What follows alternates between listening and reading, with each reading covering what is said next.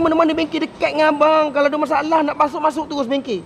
Panggil dia orang check. Tak percaya bengkel ni, pergi kedai lain. Pergi lagi kedai lain. Tak percaya kedai ni, pergi kedai lain. Tak percaya kedai ni, pergi. Sampailah abang beli spanner kedai RM2. Boleh dapat? Okey? Tak payah pening kepala. Buat sendiri. Angkat heat sendiri. Lepas tu baru abang nilai. Oh macam ni angkat heat lah senang ke. Patut ni RM2 je upah. Kalau macam tu okey bang. Tiba-tiba buka IAA 3 bulan kat kereta.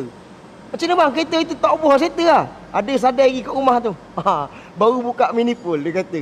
Sepanak patah dia kata. Nak kena cari sepanak kena RM2 lagi. Okey? Secara tak langsung siapa-siapa yang menggunakan kereta pastikan korang tahu penjagaan minyak hitam, macam mana nak jaga tamincing. Tamincing ni dia ada penjagaan dia guys. Tamincing ni. Ada orang jalan sampai 600,000, 700,000 tak ada masalah bunyi guys. Dekat tamincing ni. Yang pasti tadi satu je. Minyak hitam. Pastikan minyak hitam korang dalam keadaan